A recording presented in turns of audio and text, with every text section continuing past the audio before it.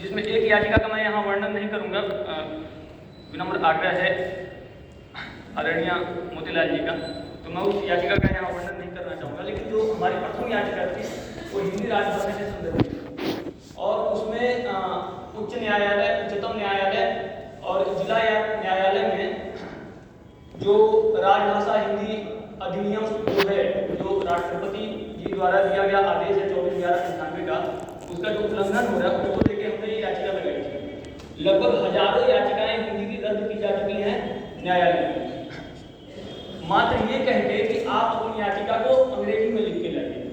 अनुवादन भी जो है वो याचिकाकर्ता से ही कहा जाता है कि आप ही इसका अनुवादन करके लाइए। तो कितना दुर्भाग्यपूर्ण है। मैं सीधा सीधा अपने संदर्भ में कहूँगा कि जो याचिका हमने लगाई 4 नवंबर 2022 को, उसकी सुनवाई 11/11/2022 को, इसी 11 नवंबर को सुनवाई हुई दिल्ली उच्च न्यायालय में, जिसमें मुख्य न्यायाधीश आदरणीय सतीश चंद्र शर्मा जी थे एवं न्यायाधीश सुब्रमण्यम प्रसाद जी थे। और बड़ा ही दुर्भाग्य का विषय है, आप लोगों को जान के आप बहुत स्तब्ध होंगे कि जो 2 याचिका थी, संभवतः न्यायालय के इतिहास में शायद ही ऐसा कभी हुआ होगा, 2 याचिका जो लगी थी, एक याचिका पे तो सुनवाई हो गई तो जिसका मैं यहाँ पर वर्णन नहीं कर रहा हूँ, लेकिन एक याचिका के संदर्भ में निर्णय ही नहीं किया गया है। जो हिंदी राजभाषा के संदर्भ में जो याचिका लगी है, इस पर न्यायालय ने सुनवाई हुई और निर्णय ही नहीं दिया है। ये कितना हैरान करने वाला पक्ष है कि निर्णय ही नहीं दिया है। जो 12 पेज का जजमेंट अंग्रेजी में लिख दिया गया, उस अंग्रेजी के 12 पेज के जजमेंट को, क्योंकि अंग्रेजी मुझे थोड़ी बहुत आती है, मैं बार-बार उसे पढ़ रहा था, बार-बार पढ़ रहा था, कम से कम 10 दिन तो मैंने उसे पढ़ा था, अभी भी उसे पढ़ ही रहा हूँ। तो उस जजमेंट में मैं बार-बार यही देख रहा हूँ, जजमेंट में कहीं से जो राजभाषा वाला पक्ष है, जजमेंट में कोई जजमेंट ही नहीं दिया है। दूसरे वाले में 1 लाख की गारंटी हमारे ऊपर लगा दी गई थी, वो एक अलग पक्ष है, लेकिन कम से कम आप इसमें निर्णय तो दीजिए। इसमें निर्णय ही नहीं किया गया है, इसमें निर्णय नहीं किया गया। मैं बार-बार यही विचार कर रहा हूँ कि आखिर निर्णय क्यों नहीं। दूसरी बात, हमारी जो याचिका थी, हमने सर्वप्रथम जो मुख्य न्यायाधीश के समक्ष हमने ये बात कही थी कि क्योंकि हजारों हिंदी की याचिकाओं को रद्द कर दिया गया है, इस भय के कारण मैं अपनी याचिका को अंग्रेजी में फाइल कर रहा हूं। इस भय के कारण मुझे अंग्रेजी में फाइल करना पड़ा, क्योंकि हजारों याचिकाओं को रद्द किया जा चुका है।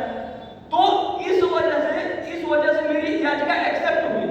केवल इस वजह से एक्सेप्ट हुई है क्योंकि अंग्रेजी में फाइल। संभवतः अगर मैं अपनी याचिका हिंदी में दाखिल करता तो मेरी याचिका एक्सेप्ट ही नहीं हुई, क्योंकि पहले रिजेक्ट की जा चुकी है। इसके एविडेंस है, हजारों याचिकाएं जब रिजेक्ट हो चुकी है तो 1001 की भी रिजेक्ट हो सकती है। तो हमने अपनी याचिका एक्सेप्ट हो गई, ठीक है। जब हम याचिका पढ़ने गए तो जो हमारी 22 पन्नों की याचिका थी, यहाँ मेरी पूरी याचिका है, मैं मोतीलाल जी से आग्रह चाहूंगा कि बाद में इस याचिका को सार्वजनिक कर दीजिए। मेरी याचिका, हमने ये कहा कि हमने याचिका अंग्रेजी में डाली है, लेकिन मैं यहाँ हिंदी में पढ़ के सुनाना चाहूंगा, क्योंकि संविधान के अनुच्छेद जो आपका है, संविधान का अनुच्छेद जो है 343, जिसके अनुसार मेरी राजभाषा हिंदी है, तो उसके अनुसार मुझे अपनी याचिका हिंदी में पढ़ने की अनुमति है, मैं पढ़ सकता हूँ। मेरी याचिका को पढ़ने भी नहीं दिया गया, सीधा कह दिया गया कि हम लोग घर से पढ़ के आएंगे। ये मुख्य न्यायाधीश दिल्ली उच्च न्यायालय के वक्तव्य है कि हम याचिका घर से पढ़ के आए हैं, आपको पढ़ने की जरूरत नहीं है।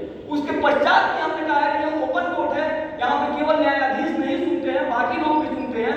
उसके पश्चात में हमारी बात को दबा दिया गया, क्योंकि याचिका हिंदी में थी। याचिका हिंदी में थी, इस कारणवश हमारी याचिका को हमको पढ़ने नहीं दिया गया है।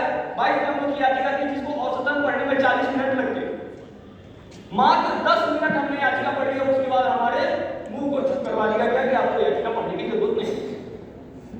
और संभवतः मैं तो अब ये कहूंगा कि हिंदी में याचिका पढ़ रहा था, इसलिए नहीं पढ़ने दिया गया है।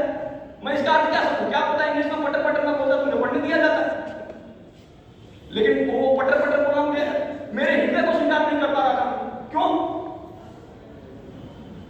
एक बार तो दिल्ली हाईकोर्ट के चीफ जस्टिस के सामने मुझे बोलने का मौका मिल रहा है, और वहां भी मैं अंग्रेजी बोलूं तो क्या फायदा फिर वहां की बोली का? सर से परिचय नहीं कर रहे, अभी परिचय कर। हम जब ये मामला जो है उच्चतम न्यायालय में भी जाएगा, जैसा कि हम दाखिल करने वाले हैं, तो संभवतः सर को हम लेके जाएंगे। देखिए मतलब किस प्रकार से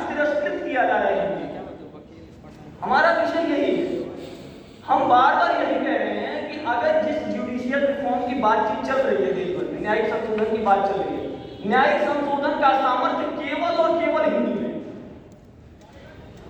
आप हिंदी को न्यायपालिका में लागू कर दीजिए, 2 मिनट में न्यायिक संशोधन हो जाएगा।